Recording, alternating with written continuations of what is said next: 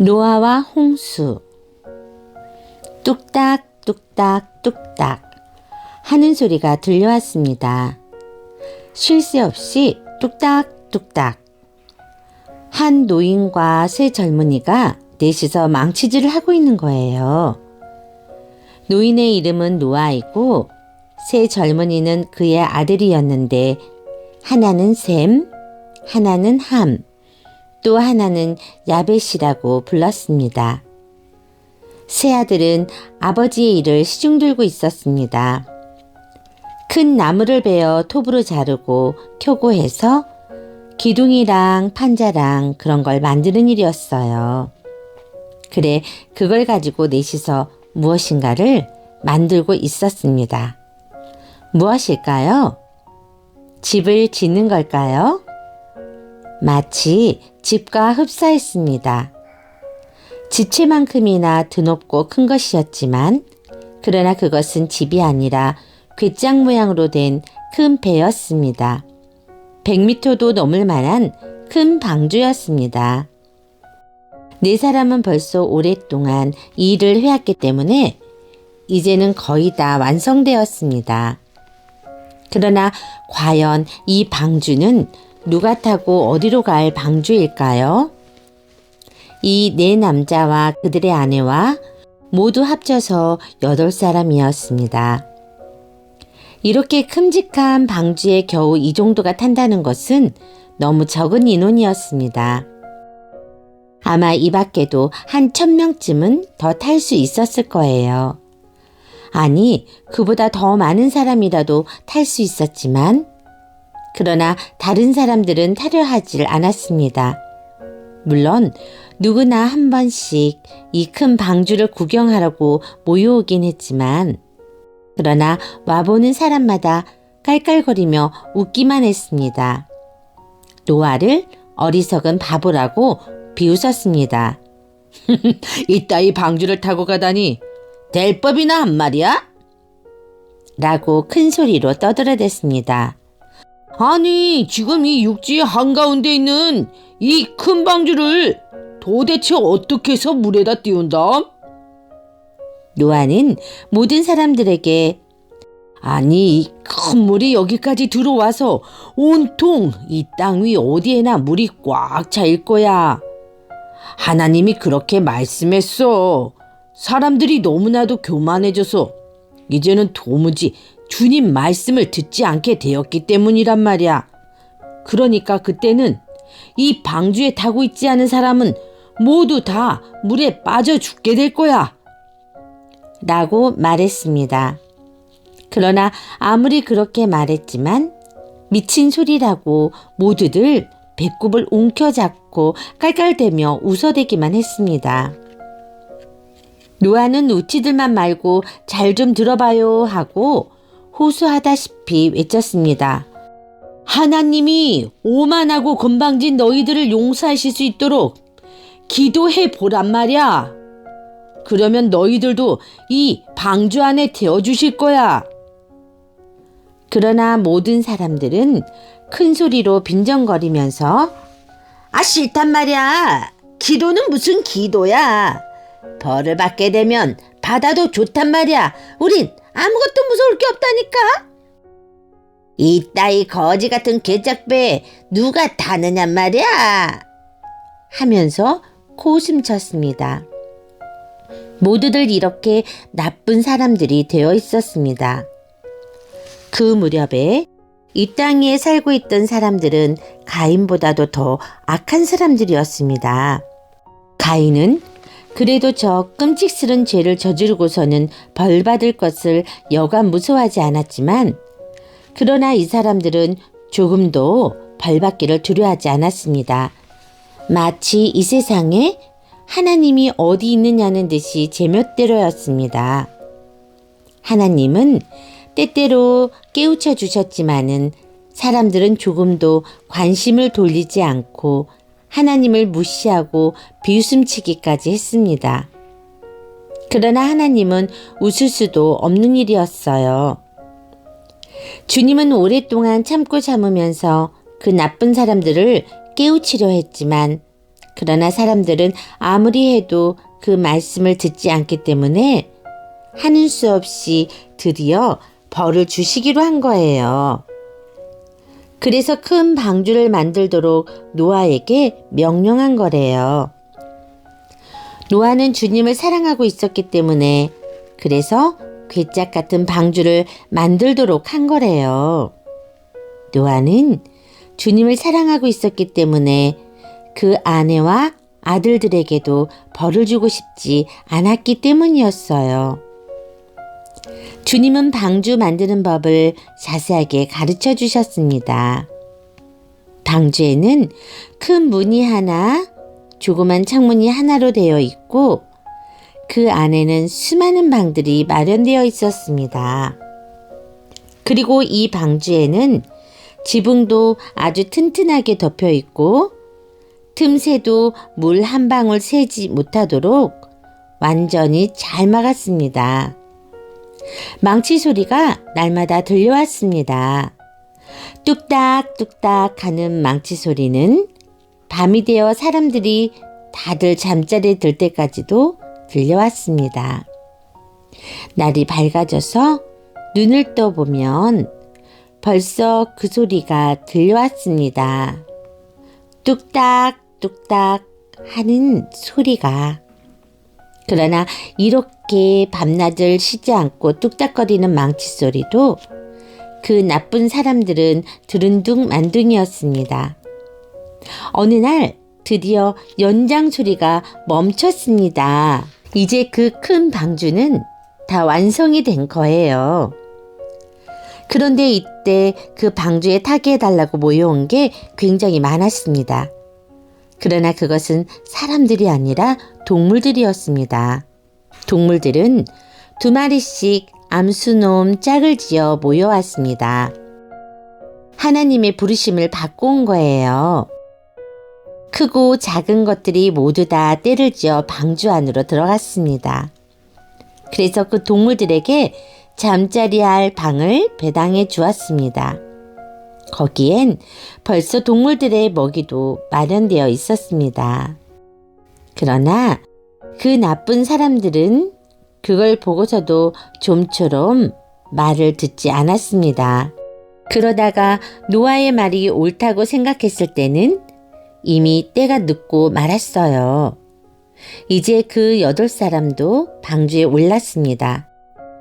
그러나 하나님은 밖으로부터 방주의 문을 닫아버렸습니다. 그리고 나서 한 주일 동안 괴짝 같은 방주는 움직이지 않은 채로 때를 기다렸습니다. 과연 어떻게 되었을까요? 거먹구름이 뭉게뭉게 피어오르더니 하늘이 온통 캄캄해졌습니다. 해님도 얼굴을 감추고 어두운 밤처럼 되었습니다. 그리고 나더니 비가 내리기 시작했습니다. 이제까지 처음 보는 세찬 비였습니다. 내리붓듯 온 천지를 뒤덮는 줄기찬 비는 조금도 그치려 하지 않았습니다. 어둠 속에 잠겨있는 그 방주에도 비는 세차게 퍼부었습니다. 차츰 물이 불어오자 갑자기 큰 방주는 움직이기 시작했습니다. 깊은 물 위에 떠올라서 둥실거리기 시작했습니다. 그러더니 부는 바람에 밀려서 내닫기 시작했습니다. 어디로 가는 걸까요? 그것을 노아는 알 수가 없었지만 그러나 주님은 알고 계셨습니다. 주님은 이 큰 방주를 넓고 넓은 물 위로 달리게 했습니다. 주님이 노를 잡고 저으시니까 방주는 아주 안전했답니다. 비는 여전히 퍼붓고 땅 위의 물은 점점 더 깊어만 갔습니다. 모든 집들이 물에 잠겼습니다. 그리고는 모든 나무숲도 물에 잠겼습니다. 마침내 높은 산들도 완전히 물에 잠겼습니다. 그 나쁜 사람들은 어떻게 되었을까요? 그리고 나서야 하나님은 검정 구름을 멀리 쫓아버렸습니다. 이제 비는 그치고 햇님이 다시 얼굴을 내어놓았습니다. 그러나 육지는 전혀 보이지 않고 넓고 깊은 크나큰 바다뿐이었습니다. 그리고 거기는 저 나쁜 사람들은 한 사람도 없었습니다. 모두 다 물에 빠져 죽어버렸으니까요. 그러나 방주는 그 넓은 바다 위를 한없이 달렸습니다. 그 방주 안에는 언젠가는 또다시 육지 위에서 살 수 있는 날을 기다리고 있는 8사람의 행복한 사람들과 수많은 동물들이 함께 타고 있었습니다. 그러나 아무것도 걱정할 필요가 없었지요. 하나님이 잘 지키고 있었으니까요. 오랫동안 방주는 그 넓은 바다 위를 이리저리 달렸습니다. 어느 날의 일이었습니다. 벼랑간 우지직 하는 소리가 났습니다. 뱃머리가 무엇인가에 부딪힌 거예요. 그래서 그 큰 방주는 더 이상 나갈 수가 없이 되었습니다. 어느 산둥성이 위에 얹혀서 아무리 해도 움직여지질 않게 된 거예요. 이렇게 된 바에는 땅 위의 물이 마를 때까지 기다리는 수밖에 별 도리가 없었습니다. 차츰 물이 빠지기 시작했습니다. 산봉우리가 거기에도 하나, 여기에도 하나, 이렇게 물속에서 나타나는 것이 노아의 눈에 보였습니다. 그러나 땅 위는 여간해서 물이 마르질 않았습니다. 노아는 기다리기가 아주 지루해졌습니다. 그래서 어느 날 노아는 새들이 있는 방으로 들어가서 커다란 까마귀 한 마리를 붙들어다가 창밖으로 날려보냈습니다. 까마귀는 기뻐하면서 멀리로 날아가더니만 그 길로 영영 돌아오지 않았습니다. 까마귀는 강한 새이기 때문에 다시 전과 같이 육지에서 살 수 있게 된 거예요. 틀림없이 물속을 헤엄쳐 다니는 물고기들을 찾아내어서 자기들의 먹이로 삼겠지요. 그래서 노아는 방주 안에서 비둘기 한 마리를 밖으로 내어보냈습니다. 그랬더니 이 새는 온종일 이리저리로 빙빙 날아다니면서 먹이를 찾아보았지만 어디에서도 무엇 하나 찾아낼 수가 없었습니다.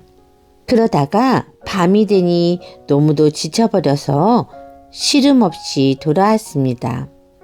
아직도 땅 위에서는 살 수가 없었기 때문이죠. 노아는 창밖으로 손을 내밀어서 비둘기를 다시 맞아들였습니다. 그로부터 다시 한 주일을 기다렸다가 노아는 또다시 비둘기를 날려보았습니다. 그랬더니 비둘기는 이번에도 밤이 되어 돌아왔습니다. 비둘기는 부리에다가 무엇을 몰고 왔을까요? 그것은 나뭇잎이었습니다. 나무에서 이파리를 따가지고 온 거예요. 마치 그 비둘기는 이렇게 말이라도 하는 것 같았습니다. 이제 머지 않았어요, 노아. 나무들이 벌써 물 위에 솟아나고 있어요. 라고. 그건 참으로 반가운 기별이었죠. 그로부터 또 한 주일이 지난 후 노아는 또 한 번 비둘기를 날려보냈었더니 그때부터 비둘기는 다시 돌아오지 않았습니다.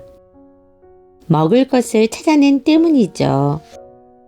그래서 노아는 방주의 지붕을 벗겨버리고 하나님의 말씀이 들려오기를 기다리기로 했습니다. 그랬더니 얼마 아니해서 하나님이 자, 그럼 이제 방주에서 나오도록 하여라, 노아야. 너의 처자와 동물들을 데리고 다들 나오너라 하고 말씀하셨습니다. 오래간만에 다시 밖으로 나오게 되니 모두들 얼마나 기뻤을까요? 풀포기들은 새로이 파릇파릇 돋아나고 아름다운 꽃들도 다시 피기 시작했습니다. 땅 위의 세상은 말할 수 없이 아름다워졌습니다. 새들은 재빨리 둥지를 만들고 있는 목청을 다해서 즐겁게 노래를 불렀습니다. 모든 짐승들도 즐거이 숲속을 뛰놀면서 제각기 살기 좋은 고장을 찾으려고 이리저리로 사라져 갔습니다. 노아는 주님에게 제물을 드렸습니다. 그래서 그 연기가 하늘 높이 솟아오르자 그 8사람들은 모두 다 무릎을 꿇고 하나님이 훌륭히 잘 지켜주신 것을 감사했습니다. 그 제물이 하나님 눈에 띄어 사람들이 기뻐서 감사하고 있다는 것을 알게 되었습니다. 그래서 주님은 저와 같이 큰 물, 저처럼 지독스러운 홍수는 이제는 2번 다시 없도록 하겠노라고 약속했습니다.